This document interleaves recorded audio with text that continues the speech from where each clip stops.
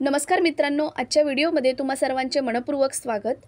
मित्रांनो, आज आपण बोलणार आहोत एक अत्यंत विश्वासार्ह, सुरक्षित आणि स्थिर उत्पन्न देणाऱ्या पोस्ट ऑफिस योजनेबद्दल, जी आहे मंथली इन्कम स्कीम।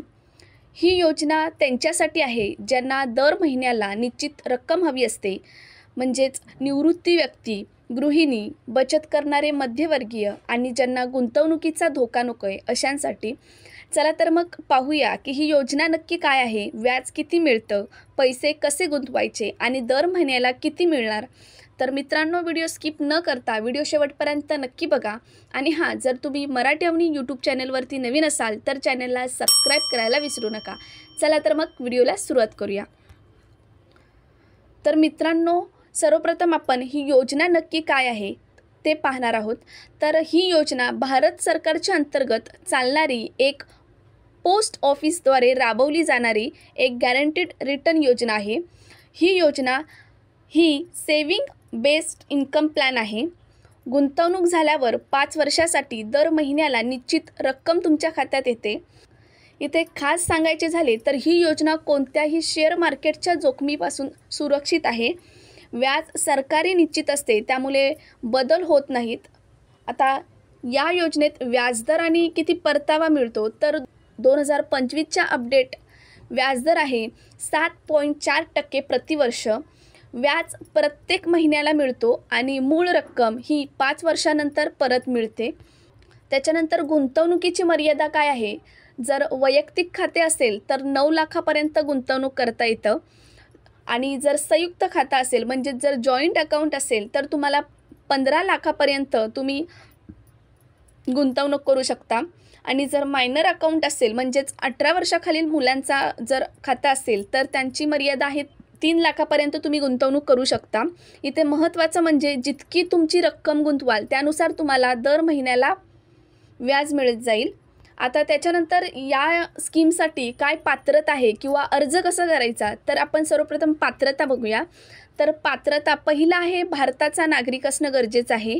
दुसरा आहे किमान वय हे 18 वर्ष असणं गरजेचं आहे। आणि तिसरा यामध्ये विद्यार्थी, गृहिणी, वृद्ध, नोकरदार कोणताही व्यक्ती यात गुंतवणूक करू शकतो। अर्ज कुठे करायचा, तर अर्ज हा जवळच्या पोस्ट ऑफिसमध्ये तुम्ही जाऊन अर्ज करू शकता। त्यासाठी काय करावं लागेल तर monthly income scheme account form भरायचा आहे आणि त्यासाठी कागदपत्रे द्यायची आहेत।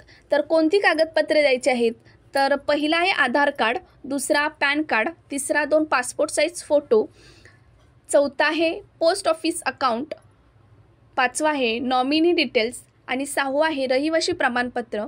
हे कागदपत्रे त्याला जोडायचे आहेत।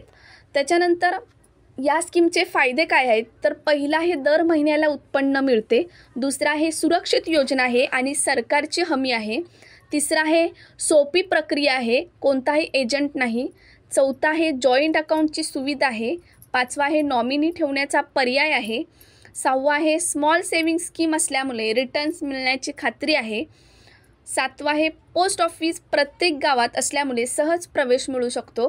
ही झाली फायदे। आता या योजनेची व्याज मिळण्याची पद्धत काय आहे, तर दर महिन्याला ठराविक तारखेला पोस्ट ऑफिस सेविंग अकाउंट किंवा बँक ECSद्वारे पैसे जमा होतात। आता दुसरं आहे मंथली इन्कम स्कीम खाते उघडताना तुम्हाला व्याज घेण्याची पद्धत निवडायची असते आणि UPI किंवा ECSद्वारे तुमच्या बँकेतून ट्रान्सफर होऊ शकतो। ही झाली व्याज मिळवण्याची पद्धती। आता त्याच्यानंतर नुकसान व मर्यादा काय आहेत ते बघूया। तर पहिला आहे कर सवलत नाही, व्याजावर कर लागतो। दुसरा आहे वेळेपूर्वी अकाउंट बंद केल्यास थोडा दंडसुद्धा लागतो। तिसरा आहे व्याजदर महागाईपेक्षा कमी असू शकतो आणि चौथा आहे TDS लागू होतो, जर वार्षिक व्याज हा 40,000 पेक्षा जास्त असेल तर तुम्हाला TDS सुद्धा लागू शकतो। हे आहेत नुकसान। आता काही महत्त्वाच्या टिप्स आहेत, तर मंथली इन्कम अकाउंट जॉईन करून जास्त व्याज घ्या। त्याच्यानंतर 5 वर्षानंतर परत गुंतवणूक करू शकता। तिसरा आहे व्याज दुसऱ्या खात्यात जमा करून तुम्ही SIP सुरू करू शकता।